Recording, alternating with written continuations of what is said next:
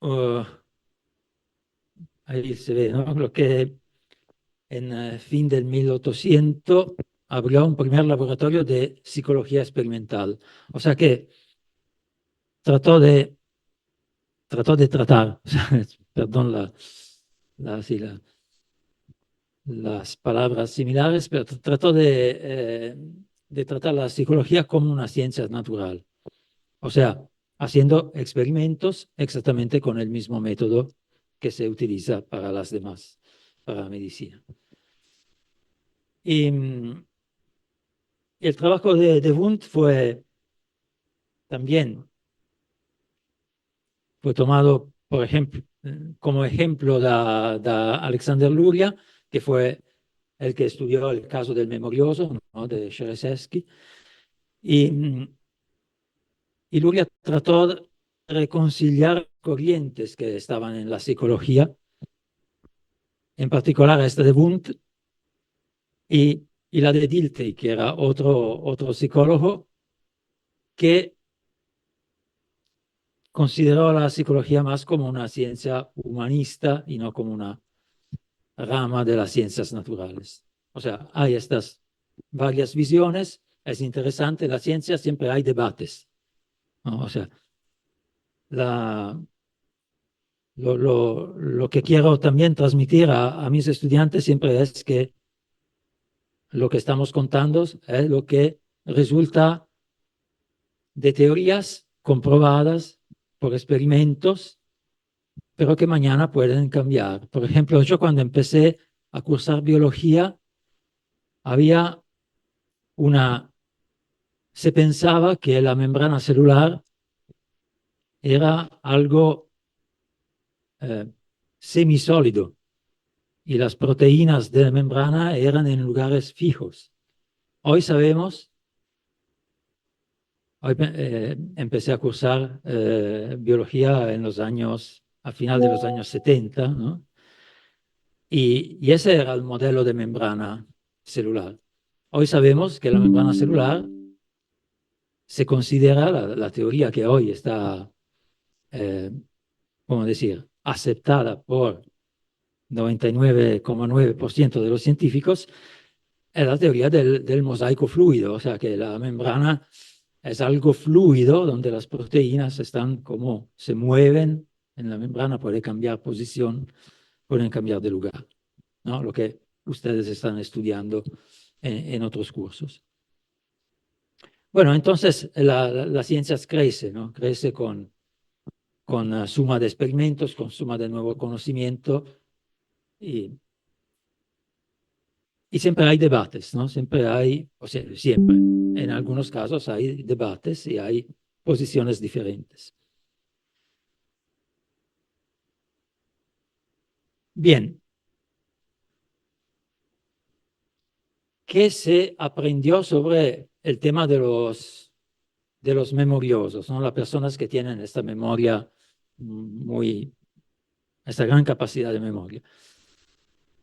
Lo que se sabe hoy que estas personas generalmente tienen una capacidad, no es una enfermedad, no es una patología, es una capacidad, es una forma, ¿no? Una variable que se llama sinestesia o sinestesia, ¿no? Creo que es. En italiano sería sinestesia, pero bueno, creo que en español es sinestesia. ¿Y qué es la sinestesia? La sinestesia es como un cruce de varios sentidos. Es como una mezcla de cosas. O sea, eh, un ejemplo de sinestesia son algunas metáforas que se utilizan. Y, por ejemplo, eh, no sé, ahora no me sale un ejemplo, pero bueno, decir que algunos números tienen un color, que algunas músicas tienen como un olor, o sea, mezclar sentidos.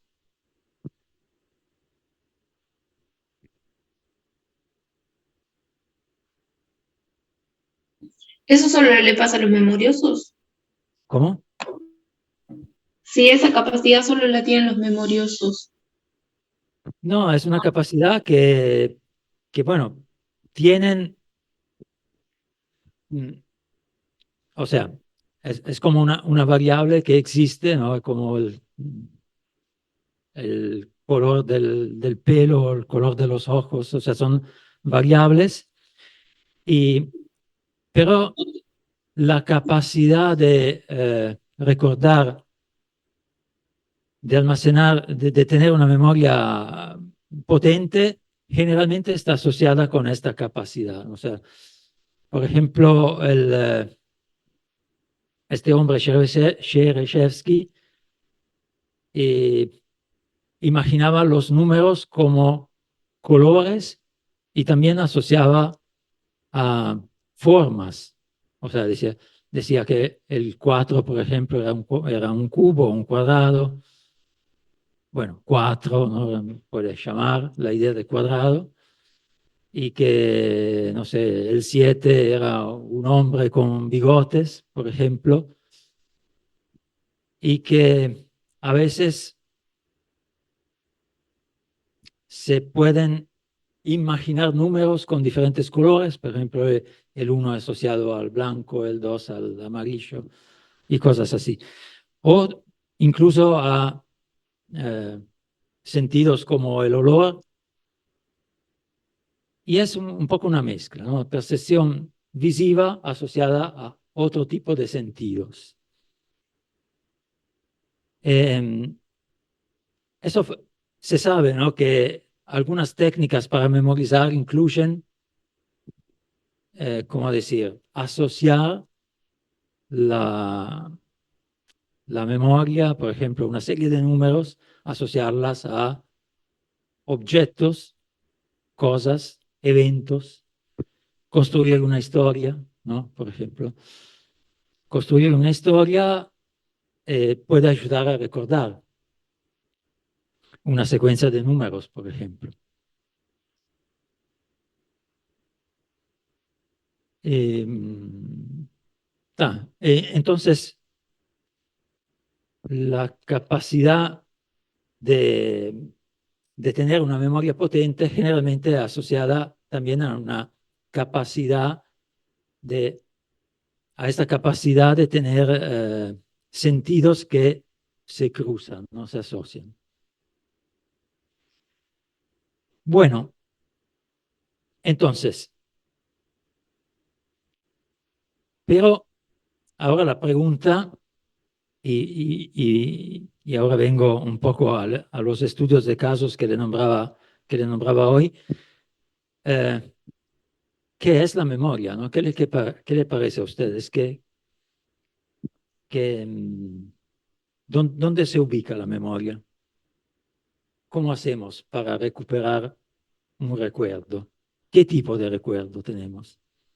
¿Qué opinan ustedes? Sí,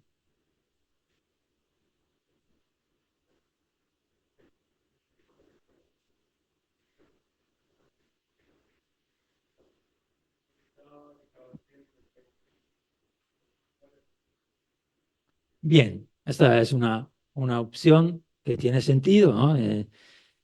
De hecho, en hasta el inicio del siglo XX se pensaba que la memoria estaba difundida por todo el cerebro, ¿no? No tenía un lugar específico. Y sí,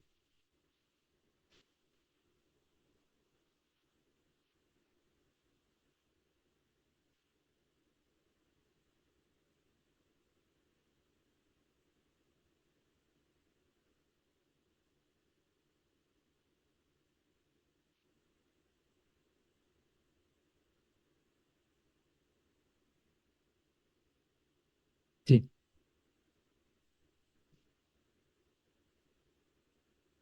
bien.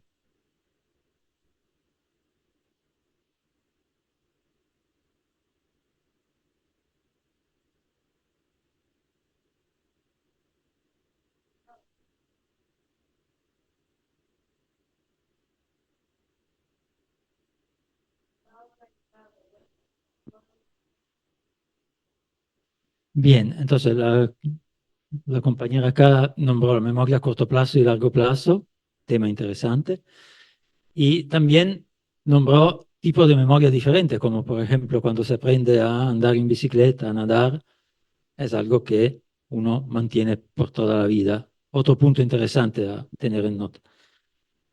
Eh, ¿Ustedes vieron la película, una película que se llama Memento? ¿Les suena? Una película se llama Memento. eh, no sé si era así en español. La película está incluso montada de forma no secuencial, o sea, empieza a mitad de la historia, va un poco para atrás, un poco para adelante. Y, y bueno, cuenta la historia de una persona que no, que solo tiene memoria a corto plazo, ¿no? No tiene capacidad de pasar los recuerdos de la memoria a corto plazo a la memoria a largo plazo. Entonces, todo lo que hace se lo olvida en el rango de segundos o minutos. Bien, es un tema que vamos a ver ahora.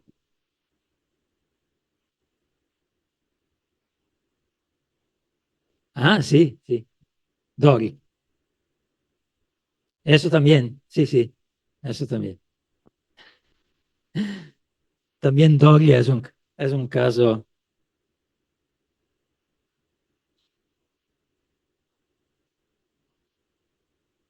Bueno, entonces, lo que dijo el compañero, ¿no? Que cuando nosotros recordamos, tenemos que buscar informaciones de varias partes. Entonces, la memoria es un poco, se, se encuentra en varios lugares del cerebro. Tiene sentido, ¿no? Esta observación y vamos a ver que algunas cosas efectivamente se encuentran ahí. Por ejemplo, la memoria de los episodios, lo que nombraba también el compañero, o sea, saber dónde estaba el 9 de septiembre del año pasado y cada uno tiene que buscar en sus varios lugares esta información. Hay algunos casos clínicos que nos han enseñado mucho sobre la ubicación de la memoria o de las memorias, ¿no? Porque después de estos casos clínicos, la visión científica de qué es la memoria cambió radicalmente. O sea que se empezó a hablar de diferentes tipos de memoria, corto plazo, largo plazo, memoria de episodios, memoria de hechos, ¿no? ¿Quién es el presidente de los Estados Unidos, por ejemplo? Es un hecho. No lo podemos juntar con un episodio, a menos que alguien no haya encontrado al presidente de Estados Unidos. Pero generalmente son informaciones como una enciclopedia, ¿no? Son hechos como noticias de un periódico, de una revista. Y hay también memorias de habilidades, memorias motoras, nadar, andar en bicicleta, escribir también. Bien, HM y KC son dos casos. Acá tenemos dos artículos de dos revistas científicas, Neuropsicología, en ambos casos, Neuropsicología es la revista, y donde se habla de estos dos personas, ¿verdad? ¿No? Son estudios de casos, son HM y KC, son las iniciales de dos pacientes que muy famosos. Y primero le voy a hablar de HM. HM, hoy sabemos, se llamaba Henry Molaison y falleció en 2008. y después del fallecimiento se publicó el nombre completo. Antes se conocía como el paciente HM. El paciente HM fue operado al cerebro con una técnica que se llamaba lobotomía el 1 de septiembre del 1953. La lobotomía es una técnica invasiva que no se utiliza más, que es como cortar áreas, sectores del cerebro, cortarlos. Y Para trastornos de personalidad y eso. ¿Cómo?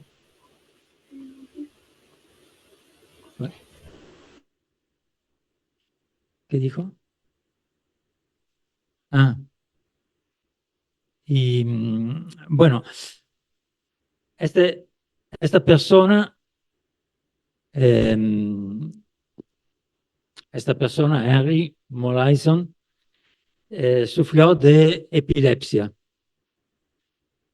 De cuando era chico tenía episodios bastante graves de epilepsia y en el 1953 se encontró con este cirujano, Scoville, que decidió operarlo con esta técnica que al tiempo era una técnica nueva.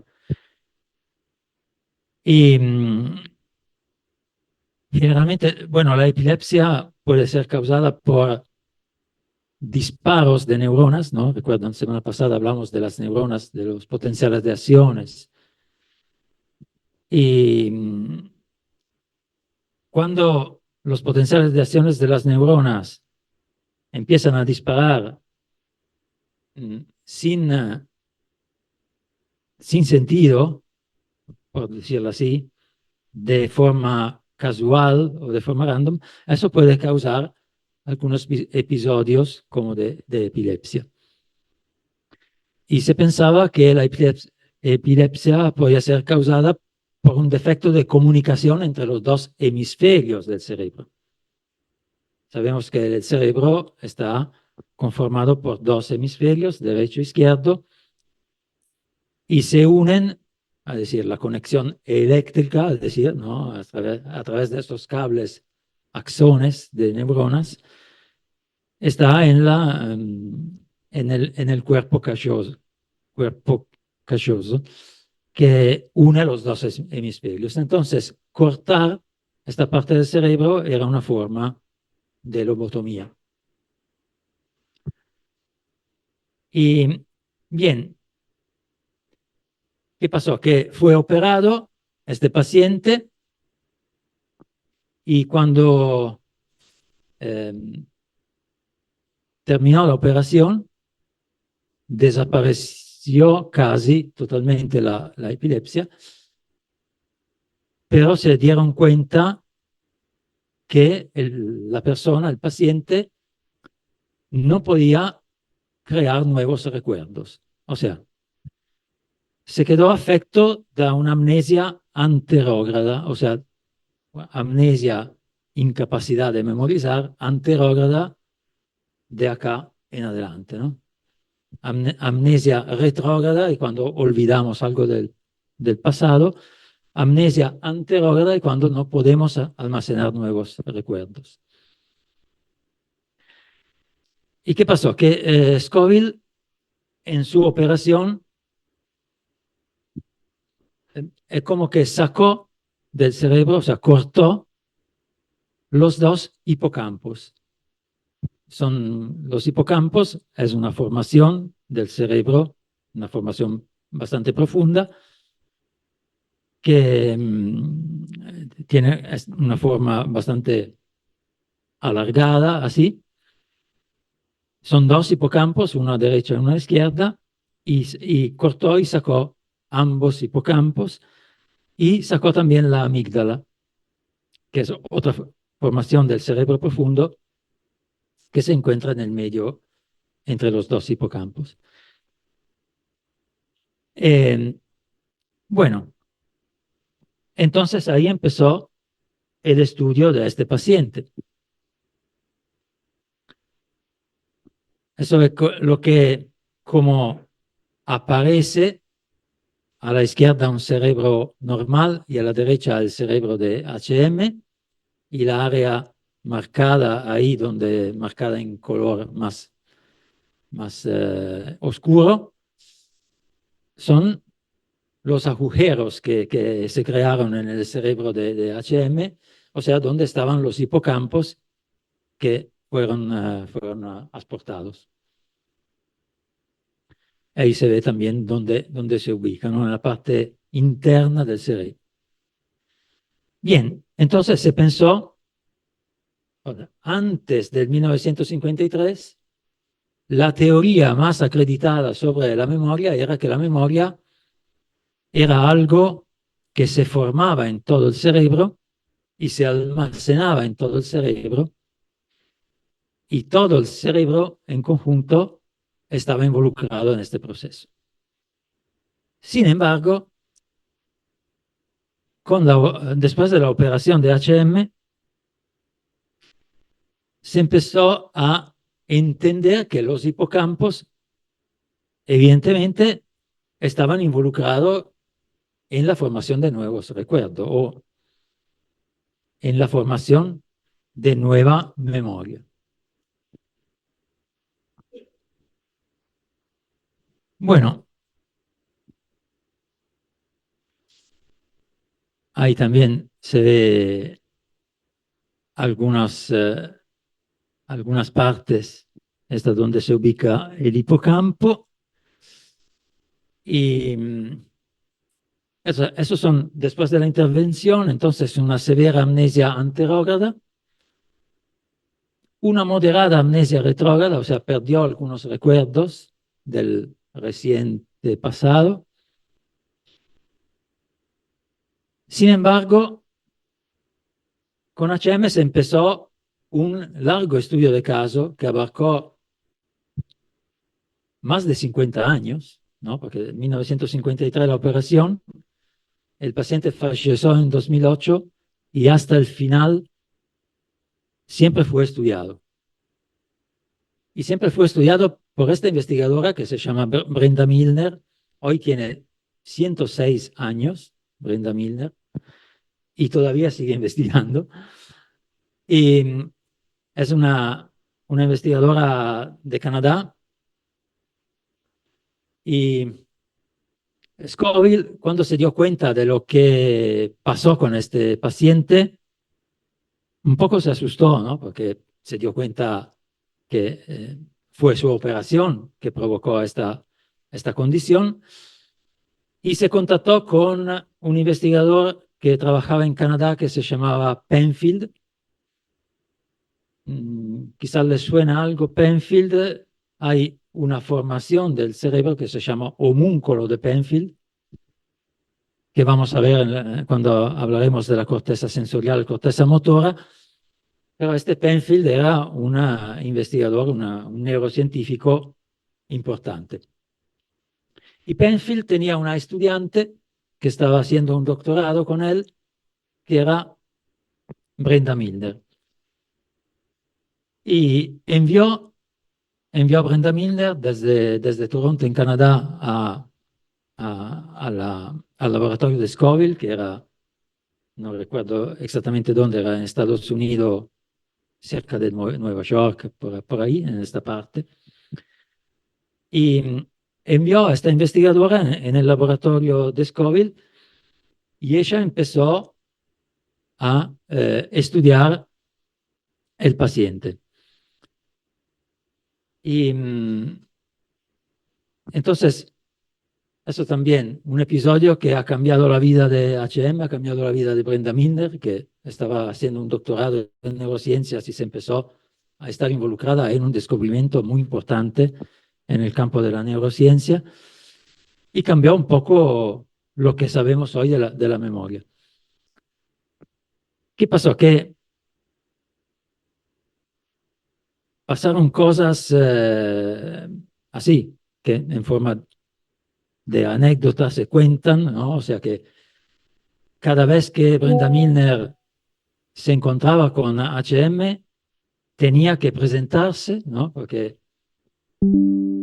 él la conocía y al día siguiente se había olvidado de ella, porque no tenía la capacidad de formar nuevos recuerdos. Entonces, siempre era una desconocida por él, a pesar que se encontraban todos los días.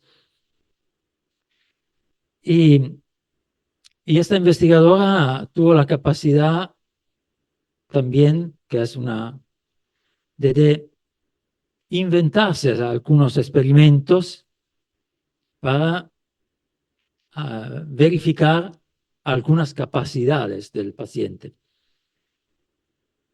Y bueno,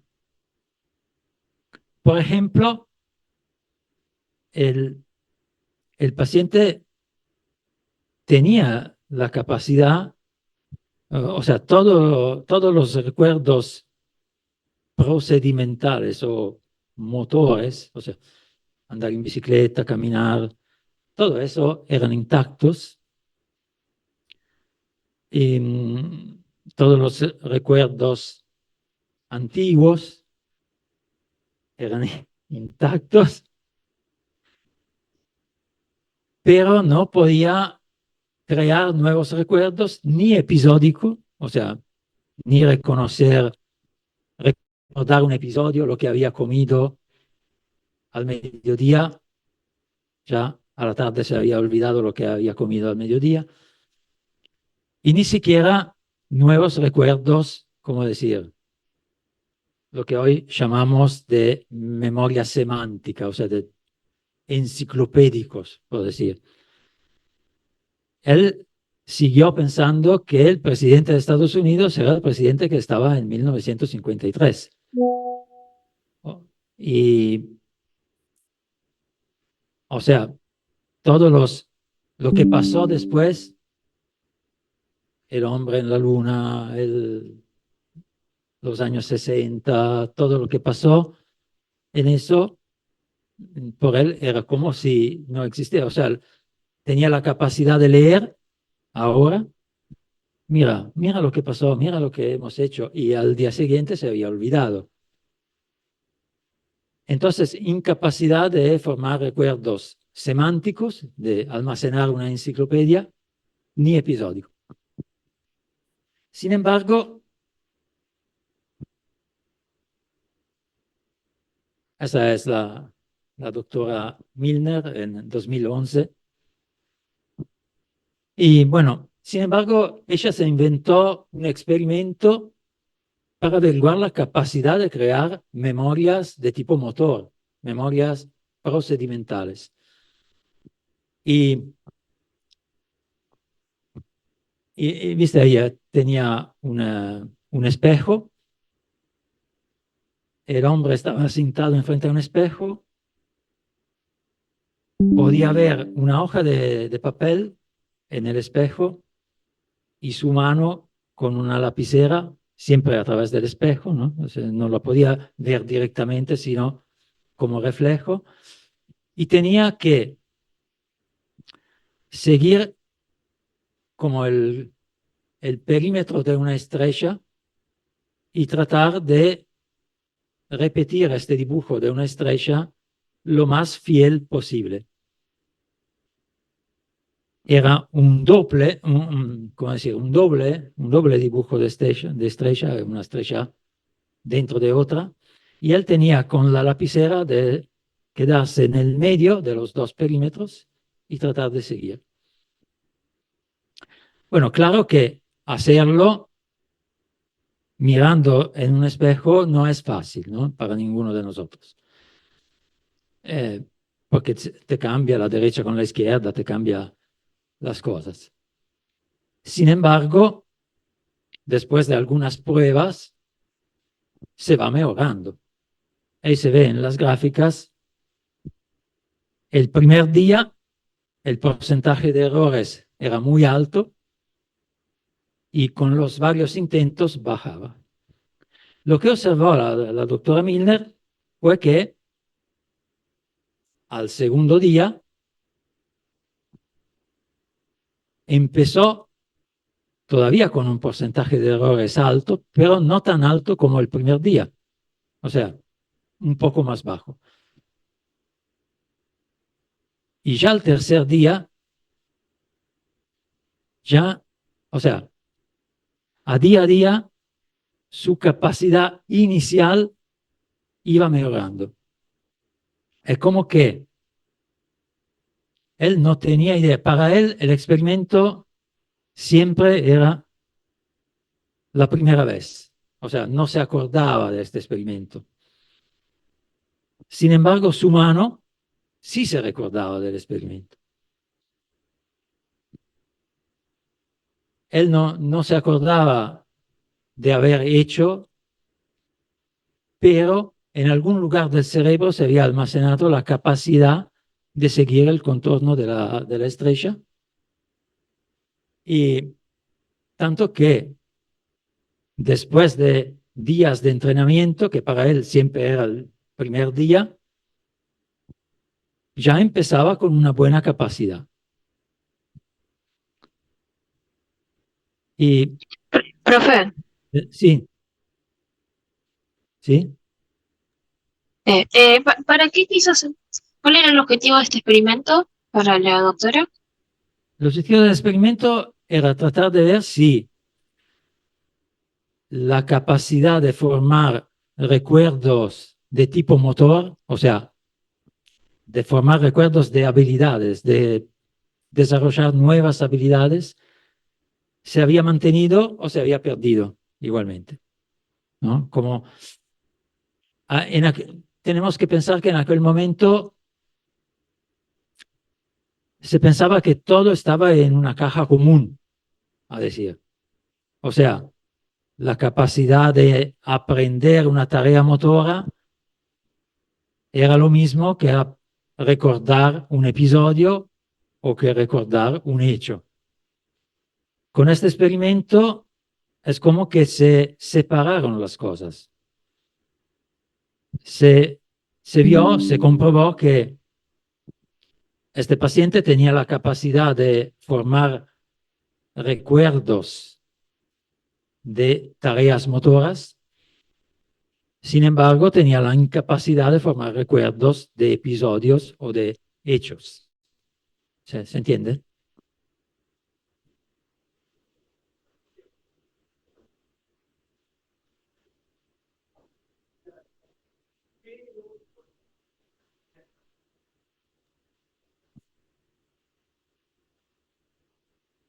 Sí, sí, sí. Es la que hoy al día llamamos memoria implícita o memoria motora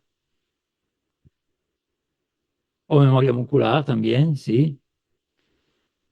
Y entonces, con este experimento se comprobó que esta memoria muscular, hoy sabemos que está ubicada, o sea, que está involucrado el cerebelo en esta parte de memoria, ¿no? El cerebelo es una parte del sistema nervioso central que se ocupa de cuestiones espaciales, de movimiento.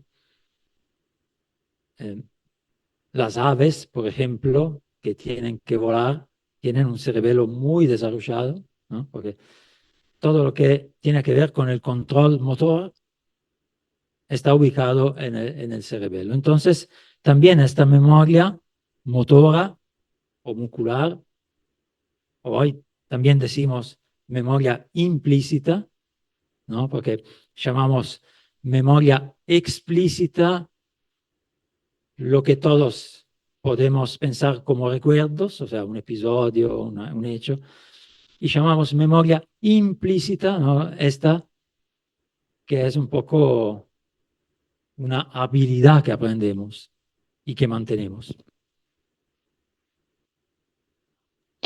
Profe, Sí, perdón, ¿será que me podría repetir qué fue lo que le estirpó? O sea, ¿qué parte del cerebro le estirpó la doctora al paciente? Porque no recuerdo. sí, los hipocampos y la amígdala. Está, gracias. Bueno, entonces lo que se aprendió fue, bueno, primero que la memoria explícita o declarativa y la memoria procedimental o implícita o motora, ¿no? Como queremos nombrarla, quedan separadas. Que la memoria declarativa está relacionada con el hipocampo en el sentido que para formar nuevos recuerdos de esta memoria se necesita el hipocampo. No para mantenerlos, porque el paciente no perdió toda la memoria. O sea, todo lo que pasó antes de la operación se mantenía, ¿no? O se perdió poco. Entonces, este pasaje de vivir algo, aprender algo y pasarlo a recuerdo que se mantiene en el tiempo, este pasaje está relacionado con el hipocampo. Y, y bueno, la memoria a corto plazo también. O sea, la memoria a corto plazo no tiene nada que ver con el hipocampo, porque el paciente mantuvo esta memoria a corto plazo, o sea que era capaz de mantener una conversación con una persona, era capaz de tener recuerdos por algunos minutos o incluso si seguía, por ejemplo, hablando de un argumento con una persona, mantener la conversación por algunos minutos sin olvidarse de... entonces, todo eso es la memoria a corto plazo, ¿no? Todo lo que, por ejemplo, ahora todos nosotros estamos almacenando esta información que estamos así viendo, escuchando, la estamos almacenando en esta memoria a corto plazo y en algún momento, por ejemplo, si espero que gran parte de ustedes mañana se puedan recordar de, de un loco que habló del hipocampo en una clase y si mañana lo van a recordar significa que en sus hipocampos algo pasó para, para mover el recuerdo que ahora se encuentra en la memoria a corto plazo en un lugar diferente, mediado por la actividad del hipocampo. Bien, no sé si me expliqué, espero que sí.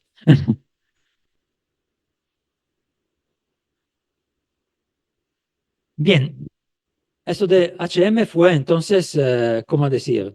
Un caso que pasó por una cirugía. Sin embargo, otro caso interesante es el caso que se llama Cassé. Este hombre perdió los hipocampos por causa de un accidente de moto. Y, o sea, ha tenido una lesión importante en el cerebro que causó la pérdida de ambos hipocampos. Es algo bastante raro, ¿no? Pero puede ocurrir. Y por un accidente de moto. Entonces, eso se convirtió en otro caso clínico, en otro caso de estudio.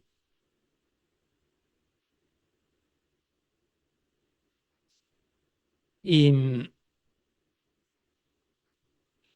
qué pasó? ¿Qué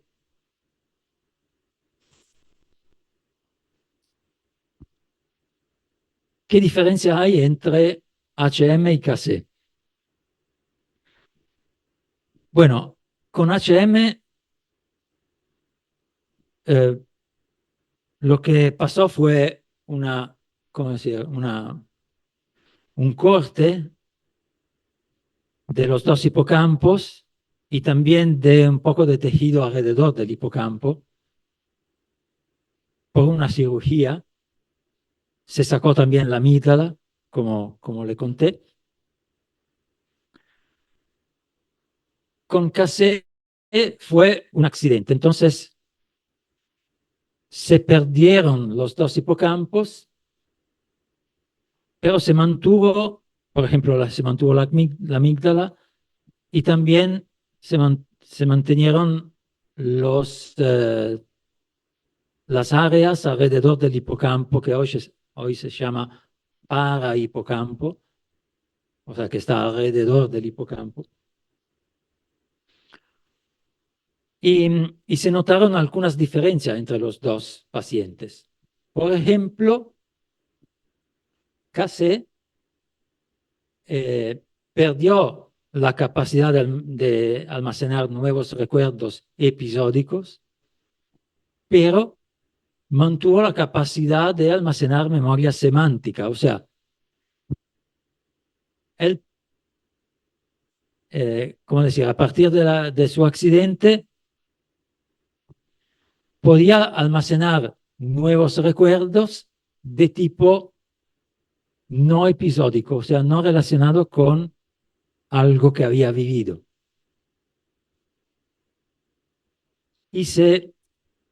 Ojo que esta diferencia es bastante sutil y tiene que ver también con la carga emocional de un recuerdo.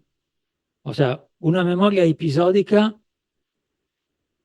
siempre está relacionada con algo que se ha vivido en primera persona, entonces también con, a decir, algo emocional relacionado. Los recuerdos semánticos son recuerdos como como ya le conté, de una enciclopedia. O sea que no tienen ningún tipo de impacto emocional.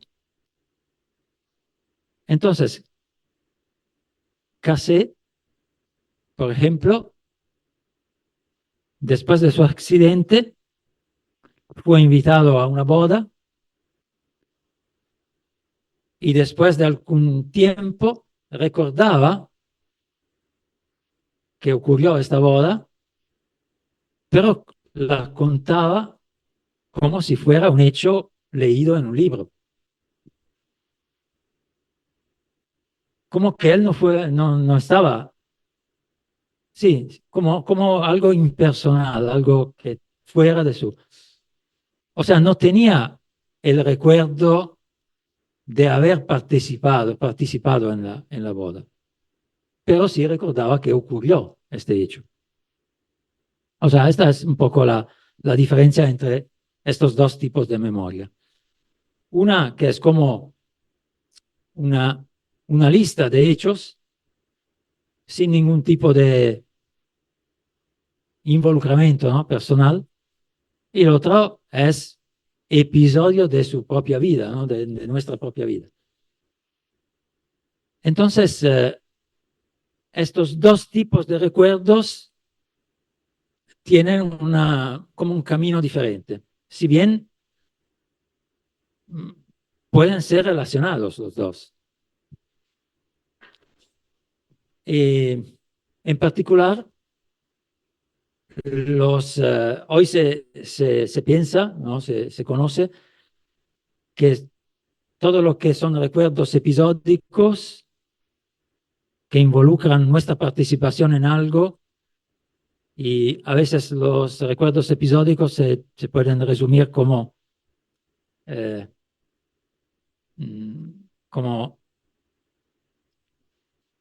qué hemos hecho en aquel momento, con quién y dónde, ¿no? O sea, todas estas preguntas. Por ejemplo, he estado de viaje con mi amigo fulano el día tal del año. Eso es un recuerdo episódico. Y todos estos recuerdos están relacionados, o sea, la formación de estos recuerdos están relacionados con el hipocampo. Los recuerdos, por ejemplo, los recuerdos semánticos, los recuerdos de hechos, se pueden formar también en ausencia del hipocampo, pero en presencia de las áreas, ¿cómo decir?, alrededor del hipocampo, las áreas del cerebro que se llaman parahipocampales.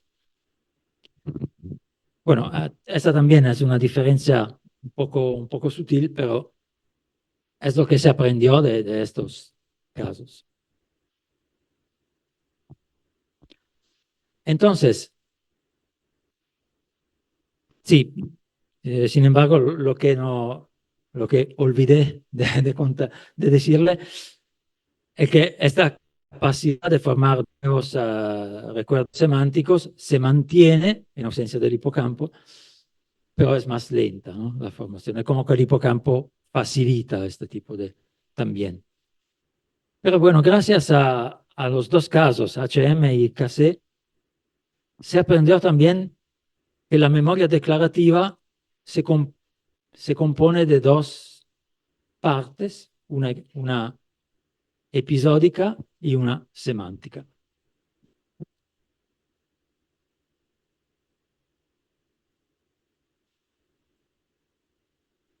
¿Qué sabemos hoy? ¿No? Hoy al día, ¿qué es que sabemos? Que la memoria implícita está relacionada con el cerebelo, con el cuerpo estriado, otros núcleos.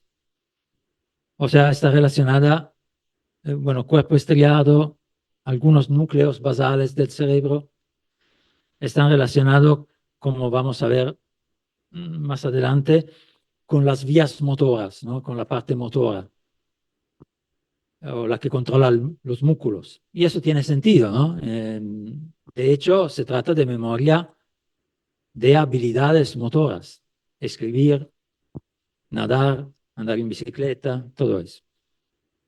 Dibujar una estrella, por ejemplo, ¿no? Y la memoria semántica depende de estructuras que están cerca del hipocampo. La memoria episódica depende del propio hipocampo, o sea que esa es la que más está afectada. Los lobos frontales dan acceso a la memoria. O sea, estas áreas que nombramos hoy, el hipocampo, la área alrededor del hipocampo, es fundamental para crear nuevos recuerdos, pero una vez que los nuevos recuerdos se encuentran consolidados, el acceso a estos recuerdos depende de los lobos frontales, que es donde los lobos frontales es una parte del cerebro donde nosotros tomamos decisiones y donde hacemos comparaciones. Y eso entonces tiene sentido también. El contenido emocional es algo relacionado con el sistema límbico, y la amígdala hace parte del sistema límbico y el hipocampo también está dentro, relacionado con el sistema límbico. Entonces, el contenido emocional que, por ejemplo, encontramos en la memoria episódica está relacionado con eso.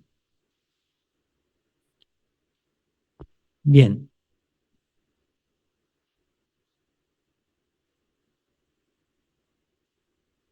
Bueno, entonces, con la memoria creo que estamos bien. O sea, que desarrollamos lo que quería contarle sobre el tema. ¿Viste cómo yo creo, como nosotros hemos visto que los recuerdos más vividos que tenemos son los recuerdos relacionados con episodios donde hay contenido emocional?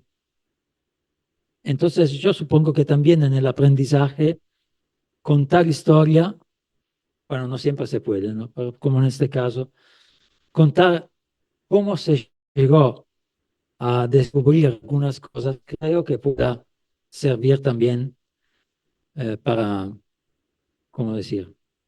Para ayudar a el aprendizaje, o sea, para ayudar a mantener estos recuerdos no solo como un hecho enciclopédico, también, ¿no?, con todo lo que está alrededor.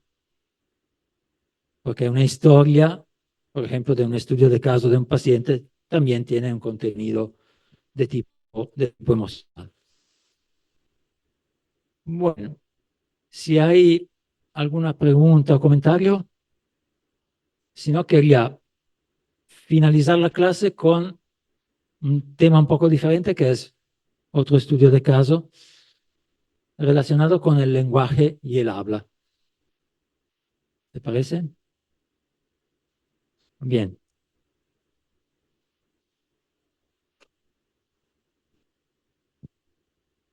Bueno, lenguaje y habla. Estamos hablando de otra zona del cerebro y ya hemos hablado, ¿no?, de las áreas de Broca y de Wernicke. Y acá también lo que sabemos, por ejemplo, el área de Broca se llama así por el doctor Broca. Y el doctor Broca hoy lo conocemos y conocemos porque da nombre a esta área y gracias a también a algunos pacientes que él estudió. O sea, estas también son cosas que hoy sabemos gracias a estudios de casos. Y los casos en cuestión son los casos Tantan y Lelong. Broca, o Broca, ¿no?, porque era francés. Y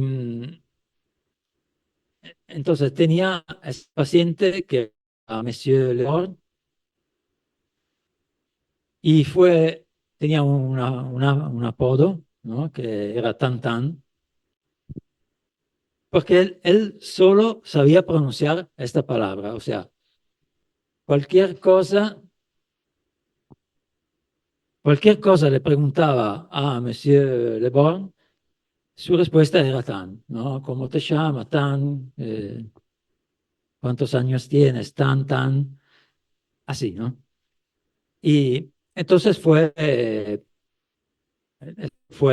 su apodo. Lazare Lelong solo sabía pronunciar pocas palabras. Sí, no, siempre tres y su nombre. O sea que cualquier cantidad mayor de tres siempre era tres para Lazare Lelong. Bueno, son dos casos que, como fueron estudiados por Broca, entonces ya podemos intuir que este tipo de problema que tuvieron estos pacientes está relacionado con la habla, ¿no?, con el lenguaje.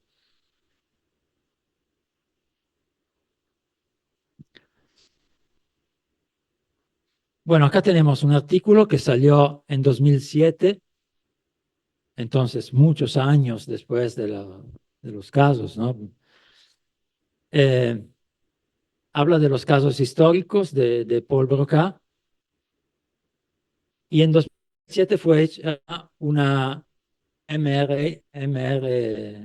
o sea, una resonancia magnética de los cerebros Born y Lelong.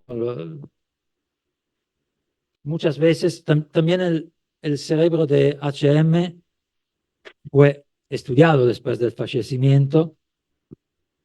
Creo que algunas imágenes fue cortado en 2000, el cerebro de HM fue cortado en 2000, ¿cómo se llaman? Trozos, sí, exactamente. Y creo que se encuentran fotografías también, está en un instituto de investigación. Y los cerebros también de estos dos pacientes fueron estudiados después del fallecimiento. Y lo que se vio era ahí se puede ver. Esto es, sí, son los dos. O sea, lo de arriba es de Le Borgne y lo de abajo de Le Long. Y lo que se ve también, sin hacer un análisis profunda, es que hay una lesión bastante evidente en correspondencia de la área que hoy sabemos es el área donde se encuentra, o sea, es la zona donde se encuentra el área de Broca. O sea que incapacidad de hablar o la capacidad de hablar solo con pocas palabras o incluso con una palabra sola no es un tipo de demencia o algún tipo de enfermedad que afecta la capacidad, como decir, intelectual del cerebro, sino es algo que afecta la producción del habla. Y el área de Broca es el área que se encarga de hablar, no de articular la habla, exactamente. Y bueno,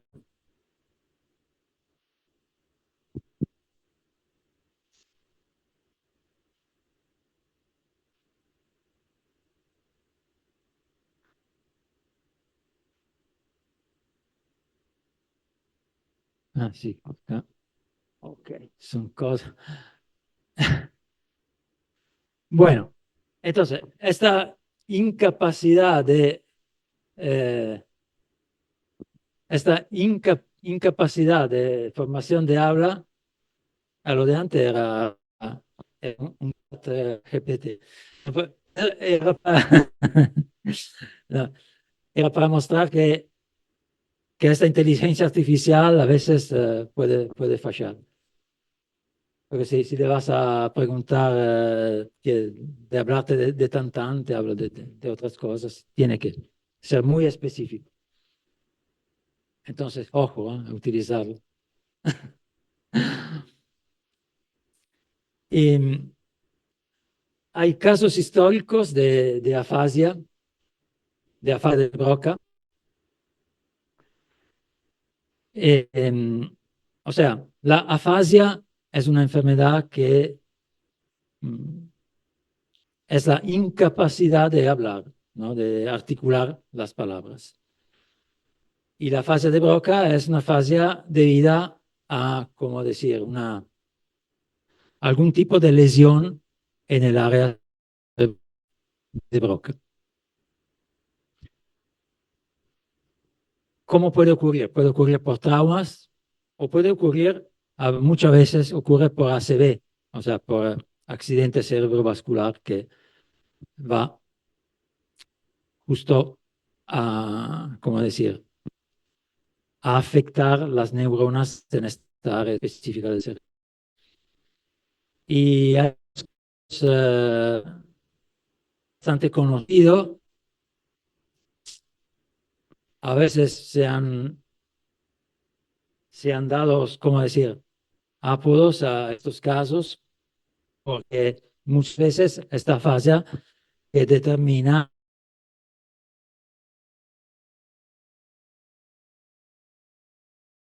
tan, bot, y cosas así. Y también casos de personajes históricos que fueron afectados, que fueron, tuvieron sufrieron de afasia debido a un accidente, fueron, bueno, el político ruso Vladimir Ilich y Charles Baudelaire, el poeta francés. Claro que es un tipo de enfermedad que relacionada también a la edad, ¿no? O sea, la probabilidad de sufrir de un accidente cerebrovascular crece con la edad, crece con algunos factores de riesgo que hoy sabemos.